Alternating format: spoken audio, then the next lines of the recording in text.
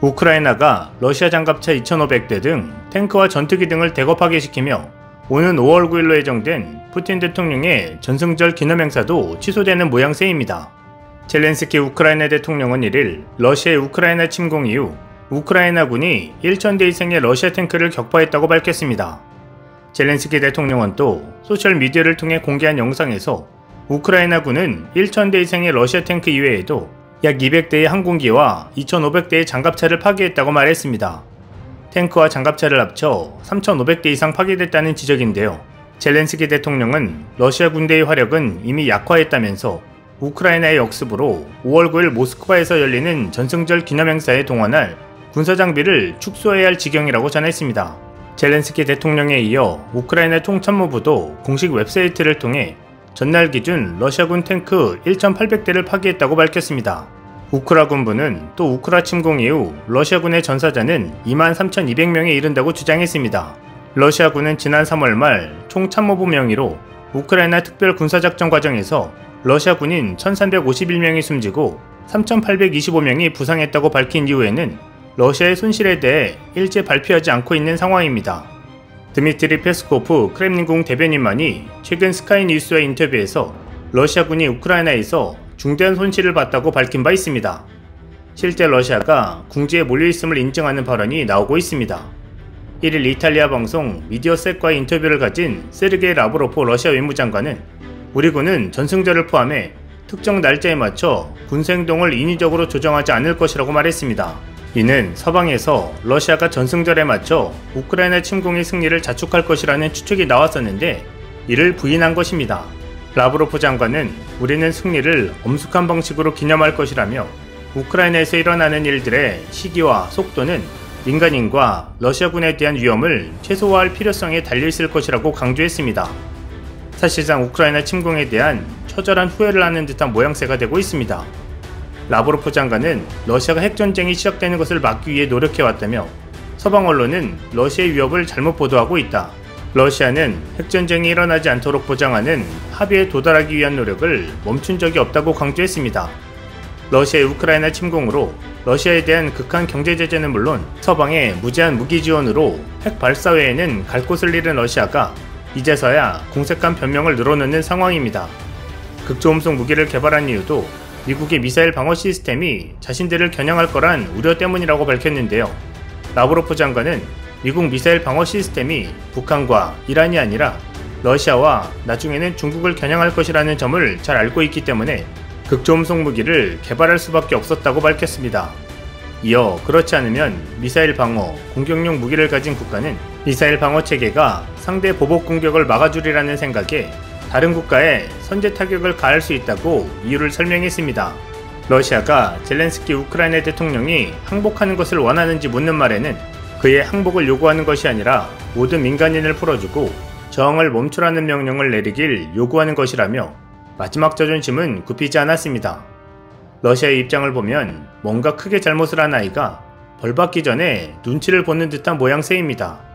이런 가운데 중국 언론에서도 우크라이나의 승리 가능성이 높다고 보도해 주목되고 있습니다. 현지 시간 28일 언론 보도에 따르면 러시아군의 사상자가 30% 이상이고 서방 국가들의 무기 지원이 강화되었다면서 우크라이나군이 승리할 가능성이 높다고 밝혔습니다.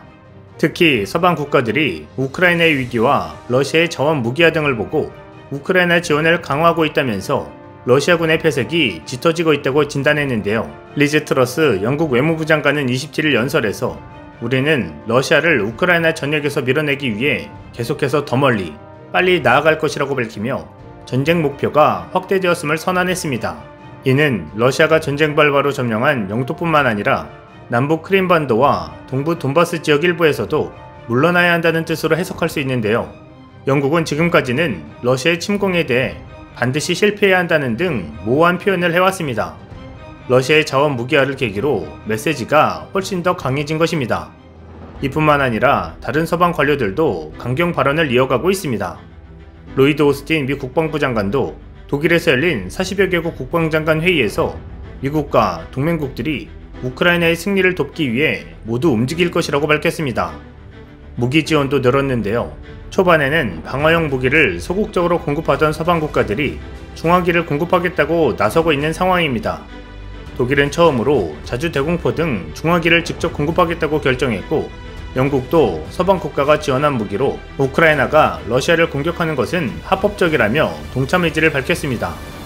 중국 언론에서는 이러한 서방 국가들의 보도를 인용하며 세계는 우크라이나의 승리를 믿고 있다고 말하면서 러시아의 극단적인 말과 행동은 러시아가 큰 손실을 입었다는 것을 알려준다고 덧붙였습니다.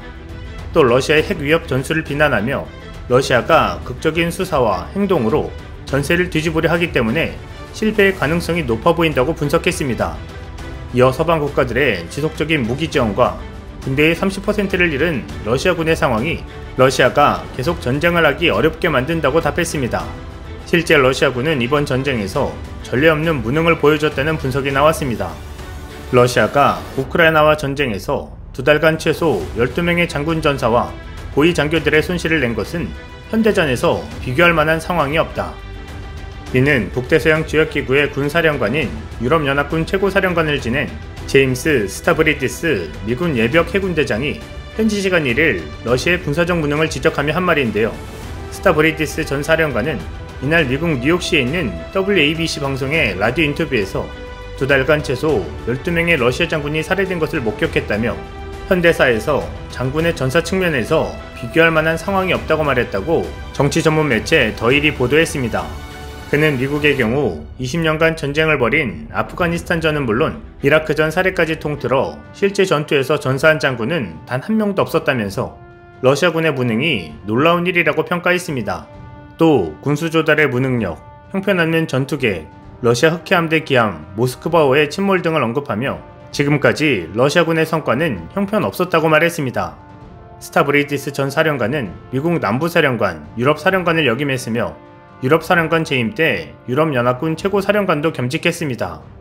그는 스웨덴과 핀란드가 나토 가입을 추진 중인 사실을 거론하며 블라디미르 푸틴 대통령의 이웃국에 대한 부당한 공격이 나토의 확장을 초래하고 있다고 진단했습니다. 또 나토 회원국이 아닌 일본이 러시아에 강력히 맞서는 나라 중 하나라고 소개한 뒤 러시아에 반대하는 나라는 단지 나토 동맹만이 아니라 전 세계 민주주의 국가라고 강조했습니다. 결과적으로 러시아의 이번 우크라이나 침공은 잘못된 선택임에 틀림없습니다. 글로벌한 시대에 전쟁으로 얻을 수 있는 것은 가난과 고립일 뿐입니다. 자신의 잘못을 솔직히 인정하고 하루속히 무너져 내린 우크라이나 재건을 위한 전쟁 배상을 진행해야 할 것입니다. 과거와 달리 독재 정부가 섣불리 전쟁을 생각했다가 패망할 수 있다는 것을 꼭 알아야 할 것입니다.